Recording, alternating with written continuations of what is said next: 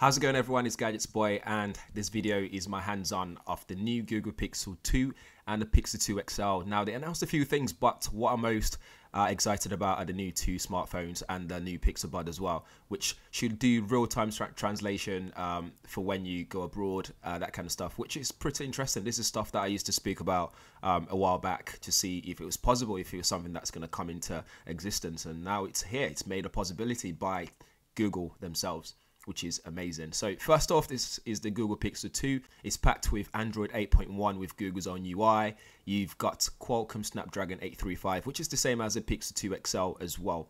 Both also have 4GB of RAM. The Pixel 2 has 5-inch display with 1080p Full HD display, and is AMOLED as well with Corning Gorilla Glass 5. And that should dish out about 441 pixel per inch, which should be nice. In person, looks really nice, and the colors are good. It looks accurate enough. It's nothing compared to like the likes of the Samsung Galaxy S8, but you still get something decent here as well. For the rear camera, you get 12.2 megapixel f1.8 aperture, so it's nice and bright for low light capture. You get optical image stabilization as well, and EIS included, which is a nice little addition there, which is cool. On the front, you have 8 megapixel camera with f2.4 fixed focus lens.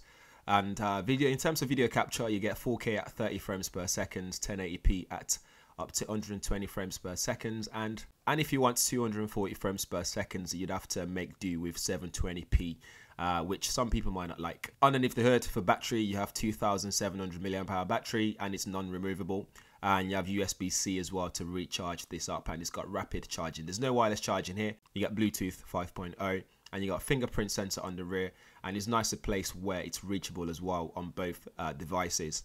You've got something called Active Edge, which is similar to HTC U11's squeeze feature. It means you can use it to activate Google Assistant, and you can even use it to do activate camera as well for taking selfies and so on. What else do we have here? Storage wise, you got 64 gig of storage, and there's also an option for 128 gig, and that's the same as the Pixel 2 XL as well. Color availability, you have kind of blue, just black, and clearly white. I don't know if Google are trolling us here with their color naming sort of scheme here, but it's funny to me. Something that's quite interesting is they announced there will be 3 years of security updates. I don't know if after 3 years they'll just stop releasing security updates for it or stop supporting it, who knows, but that's what you get. And this thing feels really nice and natural in hand. It feels really light as well. The Pixel 2 weighs just 143 grams, and the Pixel 2 XL at 175 grams. So what's different here is on the Pixel 2 XL you get 6-inch display, and that's 2880 by 1440, and also Corning Gorilla Glass 5 over it. PPI wise, you get 538, so the colors are a lot better here. Pixels, there's more pixel punching through on the display here. You also get same camera here, so you get 12.2 megapixel with f1.8, and on the front it's the same 8 megapixel with f2.4 fixed focus. Batteries a little bit bigger as well, as you would expect. You got 3520 mAh, which should last you all day, I hope. We'll wait till we actually put this to test here. Everything else is the same. It weighs just a tad bit more, is 175 grams, like I said. Software is really nice, it works really smooth. There's 2 speakers on the front, so stereo speakers.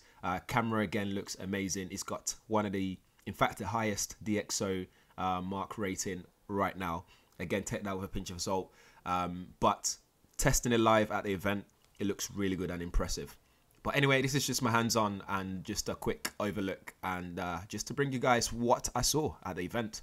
Hopefully Google will hook me up with one. I think my favorite color here so far is the just blue, the kind of blue and the clearly white. I like the just black as well, but I think it's quite, because it's so black, it kind of doesn't show off the design as much as the other ones. And I kind of like the colors going on the power button on the side, which is pretty cool.